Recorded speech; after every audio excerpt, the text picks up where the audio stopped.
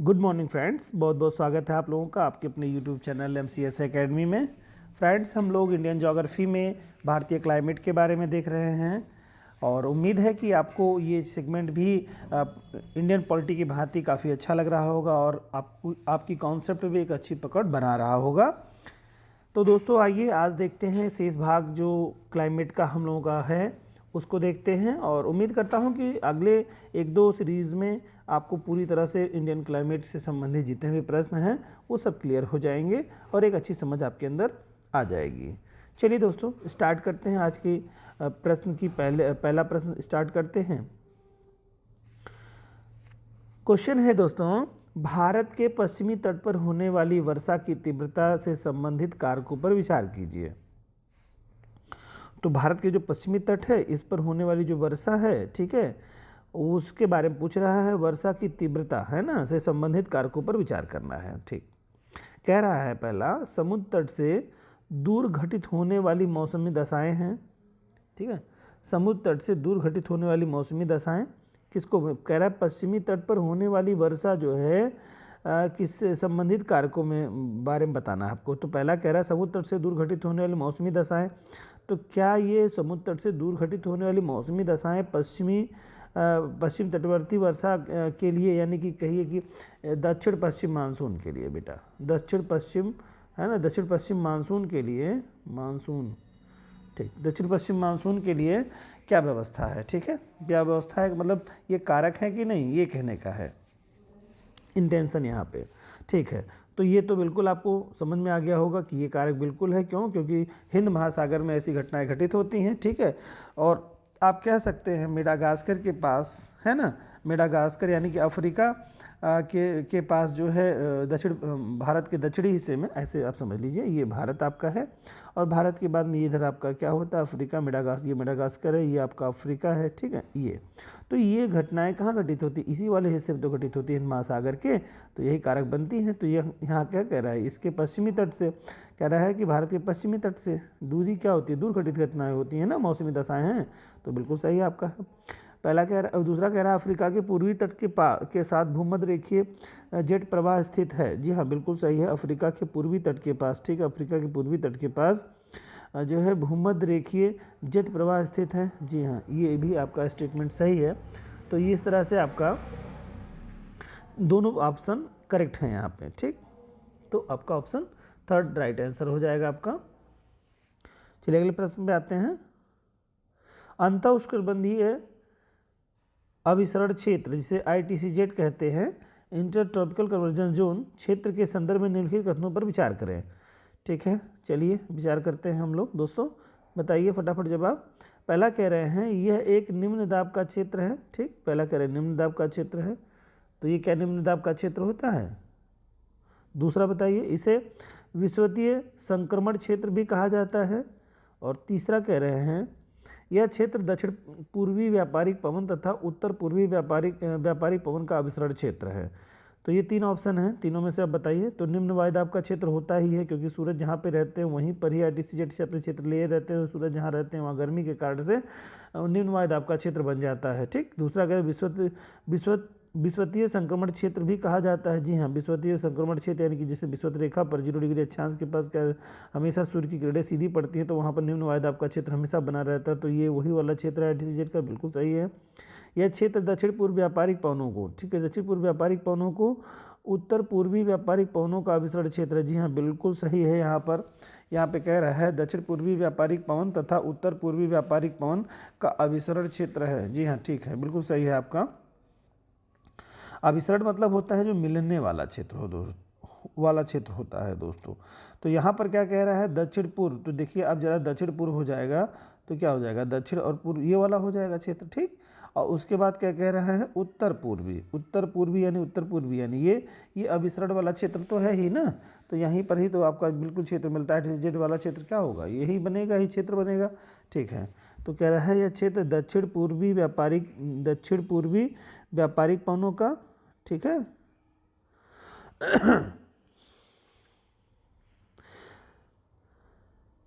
व्यापारिक पवनों का दक्षिण पूर्वी पर कह रहा है ना दोस्तों, तो दक्षिण आपका हो जाएगा, दक्षिण पूर्वी ये हो जाएगी पवनें आपकी, ठीक है। और उत्तर पूर्वी ये हो जाएंगी, दक्षिण पूर्वी ये रहेगी आपकी। देखिए दक्षिण पूर्व से ये यहाँ पर ये स्ट्रक्चर ये नहीं होगा, यहाँ दक्षिण पूर्व, जैसे ऐसे देख लीजिए मैप को।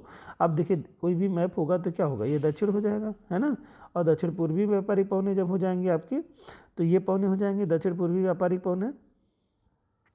अब आप ऐसे भी समझ सकते हैं इसको कि आप जो आपका ITCZ का क्षेत्र है, जैसे इक्वेटर है, ठीक है। अब यहाँ व्यापारिक हवाएं कैसे चलेंगी, ये वाली चलेंगी ना दोस्तों, ये वाली व्यापारिक हवाओं का क्षेत्र होता है, ये होता है आपका, ये क्या है, उत्तरी गोलार्ध से आ रही हैं, आप इसको 30 डिग्री अक्षांश मान लीजिए, 30 से 35 वाले क्षेत्र से आ रही हैं, 30 से 35 वाली। और ये भी क्षेत्र आपका क्या है, 30 से 35 वाला, आपको थोड़ा आसान हो जाएगा समझने में, ठीक है। अब ये व्यापारिक पवनों का क्षेत्र क्या होता है, यही होता है ना दोस्तों। तो ये कौन सी हवाएं हैं, आप यहाँ देखिए, ये दक्षिण पूर्वी तो हैं, दक्षिण पूर्व है, और ये कौन सी है, उत्तर पूर्वी है कि नहीं है, ये उत्तर पूर्वी हवाएं हैं कि नहीं है, ये वाली हवाएं, ठीक है। उत्तर पूर्वी तो अविस्तृत क्षेत्र होता है ना ITCZ वाला क्षेत्र, यही बता रहे हैं ये, तो ऐसे समझने की जरूरत है, यही चीज़ मैंने यहाँ बताई थी आपको, ठीक है। ये वाली क्षेत्र यही बताए थे ना, तो दक्षिण पूर्व हो जाएगा, उत्तर पूर्वी का अविस्तृत क्षेत्र होता है, यानी ITCZ का जो क्षेत्र होता है वही कह रहे हैं इसके लिए, ठीक है। समझ गए होंगे दोस्तों।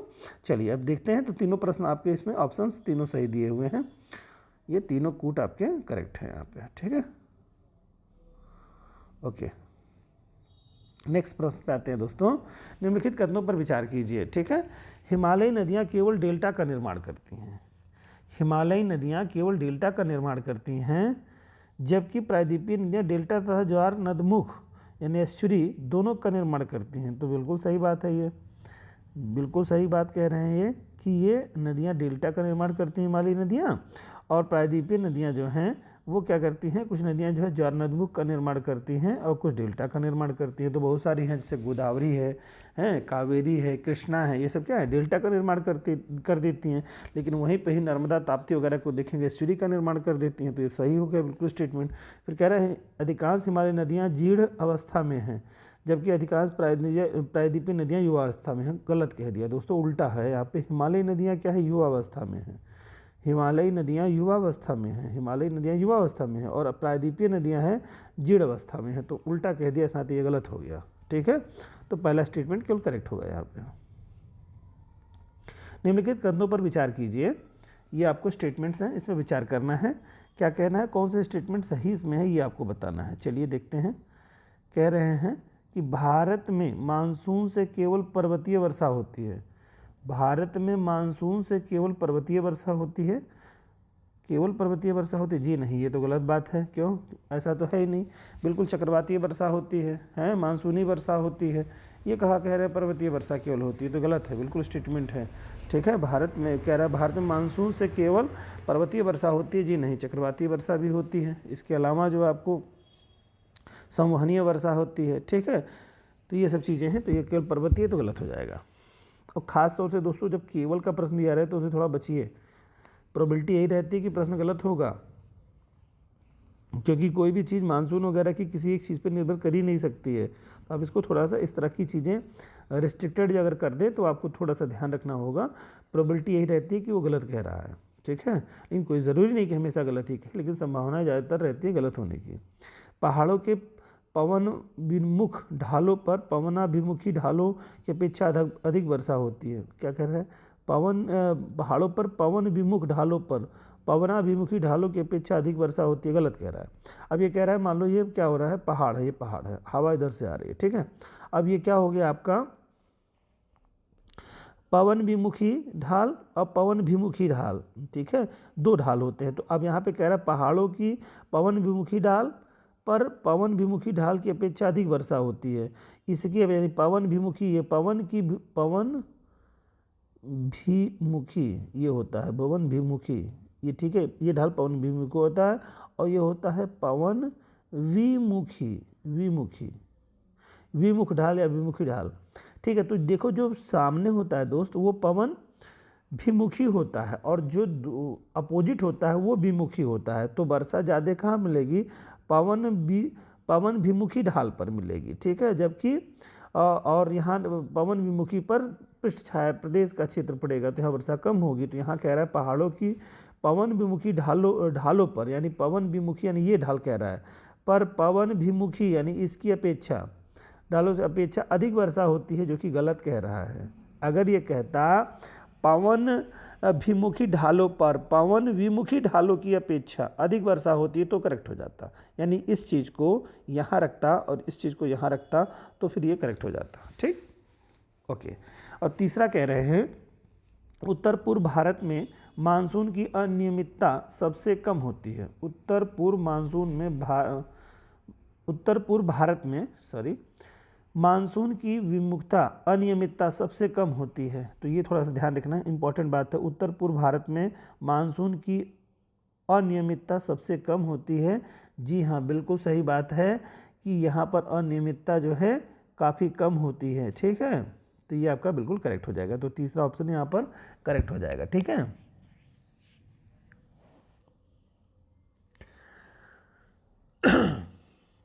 नेक्स्ट प्रश्न पे आते हैं दोस्तों। एल नीनो के संदर्भ में निम्नलिखित कथनों पर विचार कीजिए। ठीक है, एल नीनो के बारे में बहुत ही बेहतरीन क्वेश्चन है। इससे कई क्वेश्चन हम लोगों ने किए हैं एल नीनो के। उम्मीद है आपको काफ़ी कुछ कमांड इस पर बन गई होगी। क्या कह रहे हैं, पहला प्रश्न कह रहे हैं आपको, ऑप्शन पहला कह रहे हैं कि एल नीनो का विपरीत, एल नीनो विपरीत धारा भी कहते हैं। एल नीनो को विपरीत धारा, जी हाँ, काउंटर करंट है, ये बिल्कुल सही है, इसमें कोई डाउट ही नहीं है। ठीक है, इसके बाद क्या कह रहे हैं, इसका अधिकांश विस्तार, ठीक है, इसका जो विस्तार है 8 डिग्री से 18 डिग्री उत्तरी तथा दक्षिणी अक्षांशों के बीच में पाया जाता है। जी नहीं, बिल्कुल गलत बात यहाँ पे कह रहा है। ये कहाँ पाया जाता है, ये तो इसका विस्तार दक्षिण में है दोस्तों, इक्वेटर के दक्षिण में 3 डिग्री से लेकर के 18 डिग्री के मध्य में पाया जाता है। 3 डिग्री से 18 डिग्री दक्षिणी अक्षांशों के मध्य पाया जाता है। कहाँ से, 3 से 18 डिग्री दक्षिणी, बेटा ध्यान रहे, इक्वेटर के नीचे मैंने बताया है आपको। ठीक है, तो यहाँ विस्तार पाया जाता है किसका, एल नीनो का। तो ये गलत हो गया इस आधार पर। ठीक है, चलिए आगे देखते हैं। और ये पेरू के तट से 180 किलोमीटर दूरी पर, पेरू के तट से बेटा, पेरू के तट से 180 किलोमीटर की दूरी पर ये हवा 180 किलोमीटर की दूरी पर ये पवन चलती है, जलधारा चलती है, सॉरी। एल नीनो के कारण पेरू तट के स्थलीय भागों तथा सागरीय भागों में विपरीत प्रभाव पड़ता है। बिल्कुल सही है, एल नीनो के कारण से क्या हो जाता है कि सागर का तट जो है ठंडे से गर्म हो जाता है, और गर्म होने के कारण से क्या हो जाता है कि स्थलीय भागों में खूब भयंकर पानी बरसता है, जिससे वहाँ का रेगिस्तान जो है काफ़ी हरा भरा होने लगता है। लेकिन सागर तट पर क्या हो जाता है, बड़े पैमाने पर मछलियों का ह्रास होने लगता है, प्लैंकटन की कमी हो जाती है और बहुत सारी मछलियाँ समुद्र तटों पर मरी पड़ी रहती हैं। ठीक है दोस्तों, तो ये आपका ऑप्शन सही है। तो पहला और तीसरा करेक्ट हो जाएगा, तो ऑप्शन बी राइट आंसर होगा, दूसरा राइट आंसर होगा दोस्तों। जैसे रेखा के ऊपर, ये कैसा, जैसे रेखा के ऊपर, नहीं दोस्तों, जैसे नहीं होना चाहिए, जिस होना चाहिए, जिस रेखा के ऊपर होना चाहिए। जिस रेखा के ऊपरी भाग में हम कभी नहीं पिघलती, अरे यार, हिम, जिस ऊपर हिम होना, हिम कभी नहीं पिघलती। जिस रेखा के ऊपर ऊपरी भाग में हिम कभी नहीं पिघलती, उस रेखा को हिम रेखा कहते हैं। जी हाँ, बिल्कुल हिम रेखा कहते हैं। पश्चिम से पूरब की ओर जाने पर, पश्चिम से पूरब की ओर जाने पर हिमालय, ये हिम रेखा होना चाहिए दोस्तों, ये हिमालय हिम रेखा की ऊंचाई बढ़ती जाती है। ठीक है, हिम रेखा की ऊंचाई बढ़ती जाती है। निम्नलिखित में से इसके प्रमुख कारण क्या हैं, ठीक है, ये आपको बताना है। तो ज़रा देखते हैं हम लोग क्या कह रहा है। कह रहा है, एक बार प्रश्न फिर से देख लीजिए। जिस हिम रेखा के ऊपर, जिस रेखा के ऊपरी भाग पर, जिस रेखा के ऊपरी भाग में हिम कभी नहीं पिघलती, उस रेखा को हिम रेखा कहते हैं। जी हाँ, बिल्कुल इतना स्टेटमेंट करेक्ट है। पश्चिम से पूरब की ओर जाने पर हिम रेखा की ऊंचाई बढ़ती जाती है। पश्चिम से पूरब की तरफ, पश्चिम से पूरब की तरफ जाने पर हिम रेखा की ऊंचाई बढ़ती जाती है। ये है, बिल्कुल सही बात है, ये भी स्टेटमेंट सही है। लेकिन अब इसमें कारक पूछ रहा है कि कारण क्या है। ठीक है, कौन से प्रमुख कारण हैं, चलिए देखते हैं। पहले प्रमुख कारण क्या, पहला कह रहा है कि पूर्वी भागों में पश्चिमी भागों की तुलना में आर्द्रता का होना। क्या कह रहे हैं, पूर्वी भागों में पश्चिमी भागों से अधिक आर्द्रता का होना। ठीक है, हाँ, आर्द्रता, ये तो सही है। पूर्वी भागों में पश्चिमी भागों की अपेक्षा ज़्यादा आर्द्रता रहती है, तो आर्द्रता के कारण से क्या होता है, हिम का जल्दी जमना नहीं होता है। ठीक है, ये चीज़ होगी, तो ये कारण है। दूसरा कह रहे हैं पूर्वी हिमालय का पश्चिमी हिमालय की अपेक्षा अधिक वर्षा प्राप्त करना। पूर्वी हिमालय का पश्चिमी हिमालय की अपेक्षा अधिक वर्षा का प्राप्त करना। जी हाँ, अधिक वर्षा का प्राप्त करना ये भी एक कारण है आपका। ये दोनों कारण आपके इंपॉर्टेंट है। फिर क्या, अत्यधिक वनस्पति का होना, नहीं ये नहीं है। अत्यधिक वनस्पति के होने के कारण से ऐसा है कि हम देखा वहाँ पर ऊंचाई पे पाई जाती है पूर्वी क्षेत्र, पूर्वी तट पर, मतलब पूर्वी तट का मतलब है पूर्वी हिस्से में हिमालय के, तो ये नहीं है, ये गलत है। हिम रेखा के पश्चिमी भाग में हिम नदियाँ पूर्वी भाग की हिम नदियों से बड़ी हैं, नहीं ये भी गलत है। हिमालय के पश्चिमी भाग में हिम नदियाँ पूर्वी भाग की हिम नदियों से बड़ी हैं, नहीं ये बिल्कुल गलत है। तो ये बिल्कुल इसमें आपका स्टेटमेंट बिल्कुल नहीं सही है। तो यहाँ पर केवल पहला और दूसरा ही स्टेटमेंट आपको सही मिलेगा दोस्तों, ठीक है।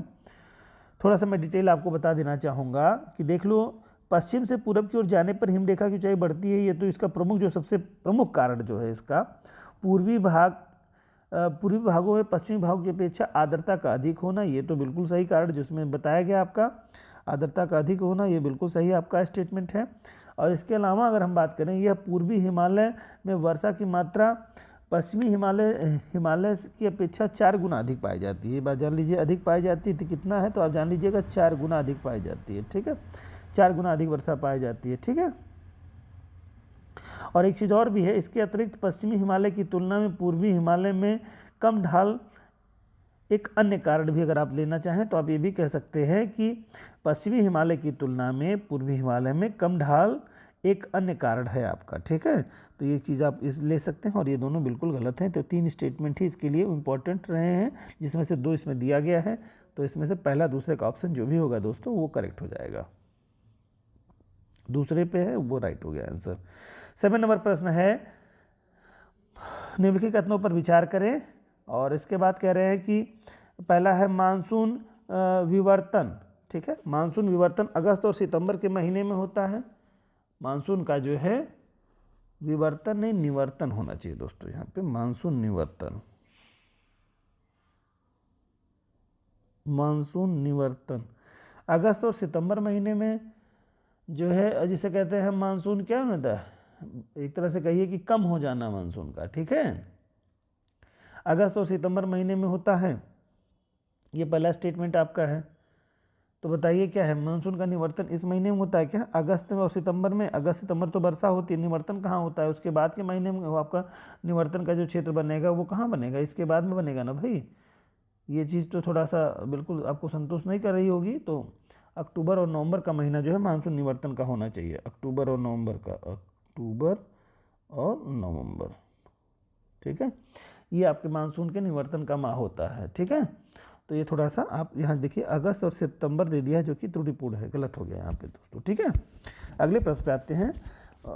उत्तरी मैदानों में साफ आसमान और तापमान में वृद्धि दक्षिण पश्चिम मानसून वापसी को चिन्हित करता है। उत्तरी मैदान में साफ आसमान और तापमान में वृद्धि दक्षिण पश्चिम मानसून वापसी को चिन्हित करता है। जी हाँ, बिल्कुल सही है। अक्टूबर की गर्मी की घटना मानसून निवर्तन से संबंधित है। अक्टूबर की गर्मी की घटना मानसून निवर्तन से संबंधित है। जी हाँ, ये भी स्टेटमेंट आपका बिल्कुल करेक्ट है। तो इसी आधार पर आपका दूसरा तीसरा सही हो जा रहा है, केवल पहला इसमें त्रुटिपूर्ण है। तो ऑप्शन यहाँ पर सेकंड राइट होगा ये इस क्वेश्चन में भी दोस्तों। चलिए अगले प्रश्न पे आते हैं दोस्तों। मानसून ब्रेक या मानसून बस्ट, ठीक है, मानसून बस्ट केरल, कर्नाटक, गोवा और महाराष्ट्र के तटीय क्षेत्रों में निम्नलिखित में से किस अवधि के दौरान घटित होता है। ये भी बहुत ही अच्छा प्रश्न है दोस्तों कि किस महीने में मानसून बस्ट होता है, ठीक है। मानसून बस्ट का मतलब होता है दोस्तों बहुत ज़्यादा पानी का बरसना। मानसून कब पानी सबसे ज़्यादा बरसाता है, ठीक है। मानसून की शुरुआत में अचानक जो है खूब तेज़ वर्षा हो जाती है, ठीक है। तेज़ गर्जन और बिजली के साथ नमी भरी हवाएं चलने लगती है अचानक और वर्षा होने लगती है। ये कौन सा महीना होता है, तो निश्चित तौर से आप जान रहे हैं कब आता है। केरल बता रहा है, केरल, कर्नाटक और गोवा, यानी कि ये तट कौन सा है, तो कब होता है भाई बताइए। निश्चित तौर से आपके पास जवाब आ जाना चाहिए। तो कौन सा महीना होता है, जून का पहला सप्ताह होता है, पहला सप्ताह। तो जून का पहला सप्ताह राइट आंसर हो जाएगा। शीतकाल के बारे में निम्नलिखित कथनों पर विचार कीजिए। शीतकाल में क्या क्या होता है बताइए। पहला कह रहे हैं कैस्पियन सागर और तुर्कमेनिस्तान से आने वाली ठंडी हवाएं भारत के उत्तर पश्चिमी हिस्से में ठंड और धुंध के साथ ठंडी लहरें लाती हैं। तो क्या ये सही बात कह रहे हैं? ये स्टेटमेंट में दम है क्या? कह रहा है कैस्पियन सागर तुर्कमेनिस्तान से आने वाली ठंडी हवाएं भारत में उत्तर पश्चिमी हिस्से में ठंड और धुंध के साथ ठंडी लहरें लाती हैं। अच्छा, इसमें कह रहा है, देखो बताना क्या है, ये तो सही स्टेटमेंट दिया है। कह रहा है नहीं है, कौन सा कथन सही नहीं है? ये कथन सही है, बिल्कुल यही होता है पश्चिमी विक्षोभ में, तो यही होता है दोस्तों। इसमें कैस्पियन सागर और तुर्कमेनिस्तान से आने वाली ठंडी हवाएं भारत के उत्तर पश्चिम हिस्से में, ठीक है, ठंड और धुंध के कारण शीतलहर लाती हैं, जो इस समय पहले चल रहा था, इसके पहले मौसम जो था, ठीक है दोस्तों। तो ये तो सही है, लेकिन यहाँ कह रहा है सही नहीं है, बताना है, तो ये तो बिल्कुल सही हो गया। तो इसमें से सही नहीं, ये नहीं होगा, ये तो सही होगा, यानी गलत बताना है। दूसरा देखिए, यह महाद्वीपीय प्रवाह और समुद्र से दूरी से संबंधित होता है। जी हाँ, महाद्वीपीय प्रवाह था समुद्र से दूरी से संबंधित। जी हाँ, समुद्र बहुत दूर है यहाँ से, सही है ये। नेक्स्ट है आपका इसने हिमालय पर्वत श्रृंखला में बर्फबारी के कारण वृद्धि होती है। इसमें हिमालय पर्वत श्रृंखला में बर्फबारी के कारण वृद्धि होती है। जी हाँ, बिल्कुल वृद्धि होती है, शीतकाल में वृद्धि हो जाती है, ठीक है। किस कारण से? बर्फबारी के कारण से वृद्धि होती है, बिल्कुल सही है। तीनों ऑप्शंस बिल्कुल यहाँ पे सही दे रहा है, लेकिन पूछा है दोस्तों सही नहीं है, तो कोई नहीं सही है इसमें से, मतलब पूरा कौन सा कथन सही नहीं है, ये आपको बताना है। तो समझ रहे हैं ना, यहाँ पर तो सभी स्टेटमेंट सही दे रहे हैं, ठीक। तो यहाँ पे कह रहा सही नहीं है, तो कोई सही नहीं है, बस समझ रहे हैं, कौन सही नहीं है यहाँ पर, ये पूछना आपका है। तो आपको यही बता देना है यहाँ पर कि साहब यहाँ पर कौन सा सही नहीं है, तो उसमें से कोई नहीं सही हो जाएगा। यहाँ पर कौन सा सही नहीं है, कोई सही नहीं होगा यहाँ पर, उपयुक्त में से कोई नहीं, यानी सभी सही है दोस्तों। समझ रहे हैं प्रश्न के, देखिए स्वरूप को, भाव को समझने की कोशिश करिएगा। कह रहा है उपयुक्त में से कौन सा सही नहीं है, ठीक है। तो इसमें से क्या कोई ऐसा है जो सही नहीं हो? तो इसमें से कोई नहीं होगा ना भाई। यहाँ पर जवाब देखिए, प्रश्न सुन करके जो बच्चे कंफ्यूज हो रहे होंगे, मैं उनको बता देना चाहूँगा, आपने ऊपर जो भी स्टेटमेंट देखे सभी स्टेटमेंट सही दिए हैं, ठीक है। सारे स्टेटमेंट आपके दोस्तों सही हैं, ठीक। पूछा कौन सही नहीं है, तो कोई सही नहीं है, मतलब यहाँ पर हो जाएगा कोई नहीं, ठीक है, उपयुक्त में से कोई नहीं। अब ये कोई सही नहीं, ये कौन सा सही नहीं है, तो मतलब कह रहा है कौन सा सही नहीं है, मतलब सही, ये सही है नहीं पूछा है, सही नहीं है पूछा है, तो सभी तो सही है ना, तो इसमें से कोई नहीं सही हो जाएगा, तो कोई नहीं इस आधार पर हो जाएगा, ठीक है। तो ये हो जाएगा दोस्तों। चलिए अगले प्रश्न पे आते हैं।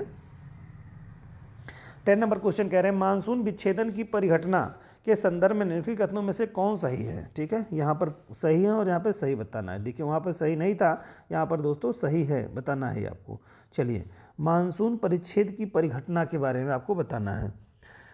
तो देखते हैं क्वेश्चन दोस्तों। कह रहा है दक्षिण पश्चिम मानसून के दौरान कुछ दिनों तक वर्षा होने के बाद यदि लगातार 2 दिनों तक वर्षा न हो तो इसे मानसून विच्छेद नहीं है। 2 दिनों तक की बात तो बिल्कुल गलत कह रहे हैं।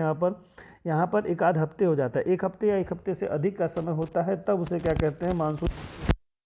देखिए गलत,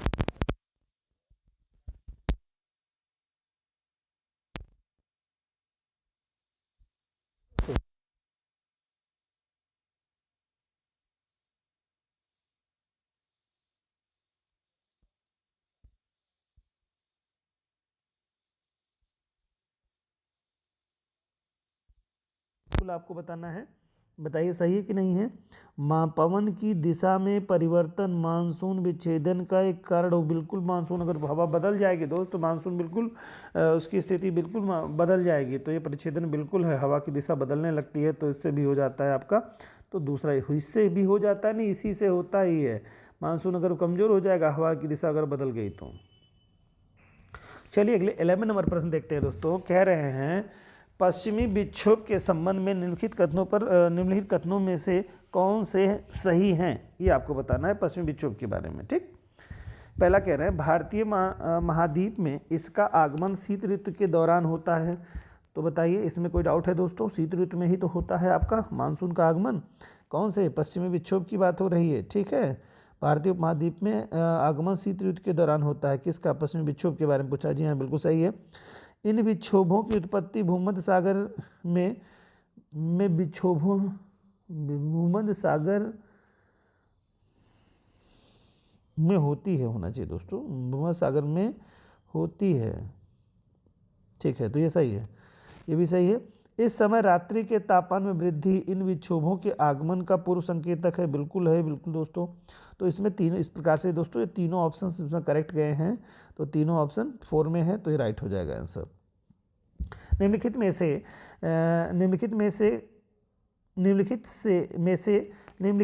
में से कौन से कारक भारतीय मानसून को प्रभावित करते हैं, आपको बताना है।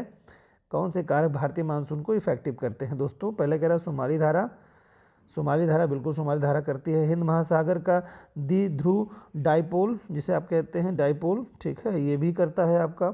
उपोष्णकटिबंधीय पूर्वा जेट धारा ये भी करती है, और उष्णकटिबंधीय पूर्वी जेट धारा ये भी करती है। तो ये दोस्तों सभी करते हैं, कि भारतीय मानसून को प्रभावित करने वाले जो कारक है ना, ये सभी करते हैं। ठीक है, पश्चिमी विक्षोभ के बारे में तो आपको पता ही है कि ये करता ही करता है। पूर्वी जेट स्ट्रीम के बारे में आप जानते ही हैं, ये भी करता है। पूर्वी जेट स्ट्रीम कैसे करता है, आप देखते हैं कि जो है सूर्य जब उत्तरायण रहते हैं तो तिब्बत के पठार वाले हिस्से को काफ़ी गर्म कर देते हैं, तो वहाँ से क्या निम्न वायु दाब क्षेत्र बनने के कारण से हवाएं उठती हैं, और वो ऊपर से उठती हुई हवाएं आती हैं तो हिंद महासागर के ऊपर बैठती हैं, जो कि सोमालिया वाले क्षेत्र के ऊपर बैठती हैं। फिर यहाँ से जो है सोमाली धारा का जो प्रभाव पड़ता है वो सपोर्ट करता है उसी पूर्वा जो है दक्षिण पश्चिम मानसून को शक्ति देता है, तो इससे आगे बढ़ती हैं वो। और हिंद महासागर जो द्विध्रुव डाइपोल है ये भी आपका सपोर्ट करता है। किसको सपोर्ट करता है? यही जो दक्षिण पश्चिम मानसून है इसी को ही ये प्रभावशाली बना देता है दोस्तों, और ज़्यादा इसको सपोर्ट करने लगता है। ठीक है दोस्तों, तो ये चीज़ थोड़ी सी आपके दिमाग में रखनी चाहिए कि कैसे कैसे क्या चीज़ें हो रही हैं। तो ये चीज़ें तो पूर्वा पश्चिमा तो आप जान ही रहे थे। मैं थोड़ा सा और भी आपको बताना चाहूँगा कि सोमाली जो धारा है ये इसको मानसून को ढकेलने का काम करती है, दक्षिण पश्चिम मानसून को। ठीक है, ढकेलती है, सोमाली धारा को तीव्र करता है। ठीक, सोमाली धारा को तीव्र करता है, मतलब सोमाली धारा जितनी अधिक तीव्र होगी दोस्तों वो उतना ही अधिक जो है मजबूत मानसून होगा आपका, दक्षिण पश्चिम मानसून उतना ही ज़्यादा होगा। यानी कि ये जो सोमाली धारा है दक्षिण पश्चिम मानसून को ढकेलने का कार्य करती है। ठीक है, और जितना तेज रहेगा उससे ज़्यादा इफेक्ट पड़ेगा आपको दक्षिण पश्चिम मानसून के और ज़्यादा शक्तिशाली होने का। ठीक है, और ये भी आप जान लीजिए थोड़ा सा, जो हिंद महासागर द्विध्रुव क्षेत्र कह सकते हैं, द्विध्रुव या डाइपोल इसे कहा जाता है। सामान्यतः यह मस्करीन हाई की ओर पवनों के प्रभाव को बढ़ा देता है। ठीक है, जिससे मानसून मजबूत हो जाता है, और एल नीनो के दौरान जो है पश्चिमी प्रशांत भंवर विपरीत हो जाता है। ठीक है, ये भी ध्यान रखिएगा थोड़ा सा कि कब क्या होता है। एल नीनो के दौरान पश्चिमी प्रशांत भंवर विपरीत हो जाता है, उच्च दाब वाला क्षेत्र बन जाता है। अतः इसके परिणाम स्वरूप क्या होता है कि पौने मस्करीन हाई की ओर गमन नहीं करते, जिससे मानसून कमज़ोर हो जाता है। तो ये चीज़ थोड़ा सा है, मानसून के प्रभावित करने वाले कारक जो है दक्षिणी डाइपोल भी आपका कह सकते हैं, हिंद महासागर द्विध्रुव या डाइपोल भी इसका कारक है। तो ये ध्यान रखिएगा दोस्तों, ये सभी कारक आपके हैं। तो ऑप्शन यहाँ पर जो भी चारों का दिया होगा उपरोक्त सभी का एक ऑप्शन है आपके पास, जो कि 4 नंबर पे है, ये आंसर आपका हो जाएगा। अगला क्वेश्चन है, दक्षिण पश्चिम मानसून के संदर्भ में लिखित कथनों पर विचार कीजिए। ठीक है, किसके बारे में कहना है दोस्तों? दक्षिण पश्चिम मानसून के बारे में। बहुत अच्छा क्वेश्चन ये भी है आपका। कह रहा है अराकान की पहाड़ियाँ बंगाल की खाड़ी की शाखा के बड़े हिस्से को भारतीय उपमहाद्वीप की ओर विक्षेपित कर देती हैं। तो ये क्या आपका ऑप्शन सही है? क्या कह रहा है? दक्षिण पश्चिम मानसून के संदर्भ में बताना है। अराकान योमा, ठीक है, कि पहाड़ियाँ बंगाल की खाड़ी की शाखा के बड़े हिस्से को भारतीय उपमहाद्वीप की ओर विक्षेपित कर देती हैं। नहीं भाई, ये तो बिल्कुल नहीं सही है आपका, है पूछा था सही, ये नहीं आपका सही है। ठीक है, अराकान योमा जो आपका पड़ता है ये क्या म्यांमार की सीमा पर, भारत म्यांमार की सीमा पर स्थित पहाड़ी का नाम है अराकान योमा। ठीक है, बंगाल की खाड़ी की शाखा को, जो बंगाल की खाड़ी की शाखा हिस्से को भारतीय उपमहाद्वीप की ओर विक्षेपित कर देती है, ये कह रहा है।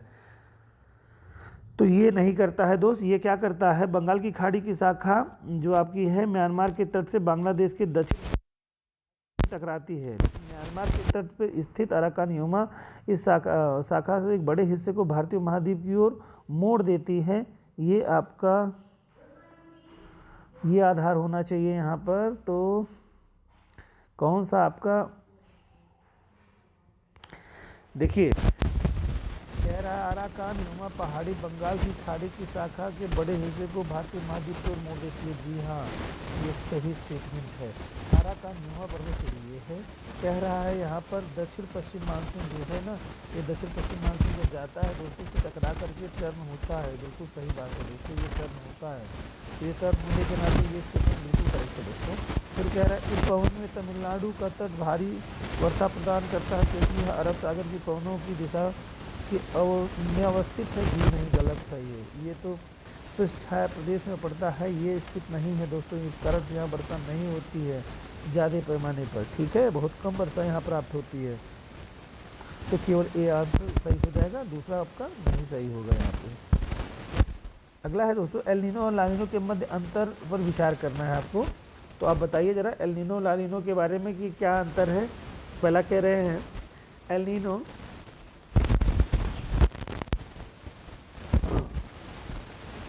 एल नीनो के दौरान व्यापारिक पौने कमज़ोर हो जाती हैं।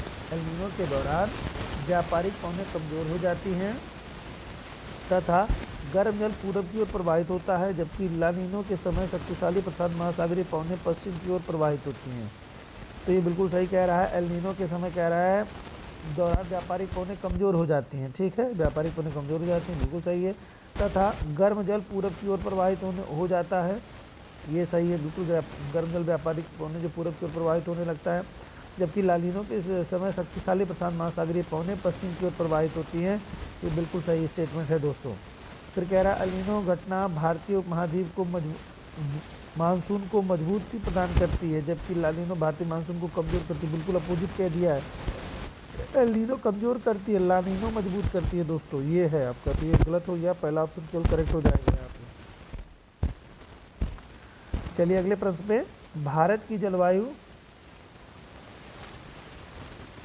के संदर्भ में निम्नलिखित कथनों पर विचार कीजिए। पहला कह रहे हैं मानसूनी बारिश के मौसम में ITCZ दक्षिण की ओर खिसकता है।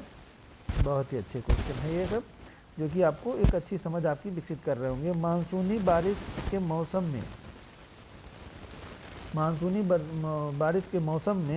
ITCZ दक्षिण की ओर खिसकता है। बारिश के मौसम में यानी कि बारिश का मौसम कब होगा दोस्तों, जब सूरज किधर होंगे, आप देख रहे हैं ना, धीरे धीरे क्या है, जून के बाद जुलाई अगस्त सितंबर, ये तो महीने आपके बारिश के होते हैं। तो कह रहा है मानसून बारिश के मौसम में ITCZ दक्षिण की ओर खिसकता है। बिल्कुल नहीं खिसकेगा, क्योंकि 21 जून के बाद में तो सूरज दक्षिण की ओर खिसकना शुरू हो जाता है दोस्तों। वर्षा हमारे यहाँ कब होती है, जुलाई अगस्त सितंबर में होती है। तो उस समय क्या ITCZ दक्षिण की ओर खिसक रहा होता है ना, बिल्कुल सही है। नेक्स्ट इसमें कह रहे हैं, दूसरे में कह रहे हैं सर्दियों के मौसम में भारतीय उपमहाद्वीप के ऊपर की समताप रेखाएं आमतौर पर पूरब से पश्चिम की ओर सीधी हो जाती हैं। क्या कह रहे हैं, सर्दियों के मौसम में भारतीय उपमहाद्वीप के ऊपर की समताप रेखाएं आमतौर पर पूरब से पश्चिम की ओर सीधी हो जाती है। नहीं, गलत कह रहे हैं यहाँ पे, ये गलत बात है, ऐसा नहीं हो पाता है। अगला है क्या, पंजाब में मानसून पूर्व चक्रवात का नाम काल बैसाखी है। जी हाँ, पंजाब में काल बैसाखी के नाम से जाना जाता है। तो ये तो बिल्कुल सही यहाँ पर बता रहे हैं। और ये इतनी चीज़ें आपकी इस तरह से इम्पोर्टेंट है। तो चलिए यहीं तक देखते हैं इसको। तो ये दूसरा आपका करेक्ट आंसर हो जाएगा, पहला और तीसरा ऑप्शन सही होगा यहाँ पे। ठीक है, अगले प्रश्न पे है दोस्तों, दक्षिण पश्चिम मानसून के दौरान मानसूनी दशाओं के संदर्भ में निम्नलिखित कथनों पर विचार कीजिए। ठीक, इसमें आपको विचार करना है और आपको जवाब देना है कि इसमें कौन कौन से करेक्ट हैं। सही नहीं है दोस्तों, पूछा है सही नहीं है, ये बताना आपको, इसमें से कौन सा सही नहीं है ये। ठीक है, देखते हैं कौन सही नहीं है। पहला कह रहा है दक्षिण पश्चिम मानसून के संदर्भ में बताना है, इसके आगमन के दौरान ITCZ उत्तर की ओर स्थानांतरित हो जाता है। जी हाँ, दक्षिण पश्चिम मानसून की तरफ, उत्तर की तरफ, पिछली तरफ से रिलेटेड है ये, उत्तर की तरफ स्थापित हो जाता है। बिल्कुल सही, जब मानसून आने वाला होता है। फिर क्या, दक्षिण पश्चिम मानसून के दौरान आर्द्र प्रवाह सागर उष्णकटिबंधीय वायु राशि के मध्य से नहीं होता है। आता दक्षिण पश्चिम मानसून के दौरान आर्द्र प्रवाह सागरीय उष्णकटिबंधीय वायु राशि के माध्यम से नहीं आता जी, अब माध्यम से ही तो आता है, माध्यम से ही तो आता है। जब सागर से जो है वो नमी प्राप्त करता है, ITCZ का जो क्षेत्र बना रहता है उत्तर की तरफ, और वहाँ पर क्या उच्च वायु दाब का क्षेत्र बन जाता है। कहाँ पर? सागर में, हिंद महासागर के ऊपर। तो वहाँ की जो हवाएं जो वहाँ पे जलवाष्प ऊपर गई रहती है, वो आती है तो आर्द्रता लिए रहती है ना भाई, तो वर्षा कराती है, उसी से तो वर्षा होती है। कह रहा वायु राशि में मध्य में नहीं आती है। कह रहा है दक्षिण पश्चिम मानसून के दौरान आर्द्र प्रवाह सागरीय उष्णकटिबंधीय वायु राशि के माध्यम से नहीं आती है भाई, ये गलत हो गया। फिर कह रहा है पश्चिमी जेट स्ट्रीम भारतीय उपमहाद्वीप में उष्णकटिबंधीय अवदाबों को बढ़ावा देती है। अवदाबों होगा दोस्तों, अवदाबों को बढ़ावा देती है। पश्चिमी जेट स्ट्रीम भारतीय उपमहाद्वीप के उष्णकटिबंधीय अवदाबों को बढ़ावा देती, नहीं भाई शीतोष्णकटिबंधीय होगा, उष्णकटिबंधीय अवदाबों को नहीं देगी, तो ये भी गलत हो जाएगा। तो केवल पहला ऑप्शन आपका यहाँ पे करेक्ट होगा दोस्तों। तो ये बाकी सब दोनों गलत होंगे। तो पूछा सही नहीं है दोस्तों, तो सही नहीं पूछेगा तो दूसरा और तीसरा, सॉरी इसमें यहाँ पर दूसरा और तीसरा हो जाएगा, क्योंकि प्रश्न पूछा था सही नहीं है तो दूसरा तीसरा हो जाएगा। अगर पूछता सही है तो पहला हो जाता, तो मैंने पहले का जवाब सही के आधार पर दे दिया था। ओके, अगले प्रश्न पे आते हैं दोस्तों। चलिए देखते हैं आज का दूसरा अगला प्रश्न क्या है। कह रहे हैं निम्नलिखित में से किसका उपयोग करके भारत में विभिन्न जलवायु क्षेत्रों का वर्गीकरण और अध्ययन किया गया है। तो ये आपका प्रश्न है, बड़ा ही अच्छा प्रश्न है। चलिए देखिए, कह रहे हैं डी कंडोल पद्धति के आधार पर, दूसरा कह रहा है कोपेन के पद्धति, तीसरा कह रहा है IMD पद्धति, और चौथा कह रहा है बुडियोको पद्धति। ठीक है, बुडियोक पद्धति। तो आप देखिए कि हमारे यहाँ जो जलवायु क्षेत्रों का वर्गीकरण किससे, अभी आपने बहुत सारे क्वेश्चन पिछली श्रृंखलाओं में किए हैं। कोपेन का जलवायु वर्गीकरण देखा है ना, तो कोपेन की पद्धति के आधार पर कोपेन का जलवायु वर्गीकरण जो है यही सबसे इम्पॉर्टेंट है भारत के लिए। ठीक, सबसे अथेंटिक माना जाता है। तो 17 का आपका ऑप्शन 2 राइट आंसर हो जाएगा, कोपेन। और अगला आपका 18 नंबर प्रश्न है दोस्तों। कह रहे हैं जब भारत के उत्तर पश्चिम भाग में शरद ऋतु के मध्य में एक कमजोर उच्च दाब विकसित होता है, ऐसी स्थिति में मौसम की स्थिति पर क्या प्रभाव पड़ेगा, ये आपको बताना है। ठीक है, चलिए फटाफट जवाब दीजिए हमको। जब भारत के उत्तर पश्चिम भाग में शरद ऋतु के मध्य में एक कमजोर उच्च दाब विकसित होता है, ऐसी स्थिति में मौसम की स्थिति पर क्या प्रभाव पड़ेगा, ये आपको बताना है, क्या क्या इफेक्ट इसमें पड़ेंगे। तो कह रहा है पहला, शुष्क हवाएं उच्च दाब क्षेत्र से बाहर की ओर प्रवाहित होंगी। तो बिल्कुल सही है, ये बात सही है कि शुष्क हवाएं जो है उच्च दाब क्षेत्र से बाहर की ओर जो है प्रवाहित होती हैं। और कह रहा है यहाँ पर उत्तर पश्चिम भाग में, भारत के उत्तर पश्चिम वाले भाग में शीतकाल के मध्य में एक कमजोर उच्च दाब विकसित होता है। ठीक है, कमजोर रहता है, वो उच्च वायु दाब का क्षेत्र बहुत ज़्यादा मजबूत नहीं रहता है, यानी कमजोर रहता है। ऐसी स्थिति में मौसम की स्थिति पर क्या प्रभाव पड़ता है उस समय। तो कह रहा है शुष्क हवाएं उच्च दाब क्षेत्र से बाहर की ओर प्रवाहित होती हैं। ये आपका यहाँ पर सही आपका जवाब है, इसका मतलब ऑप्शन ये सही होगा।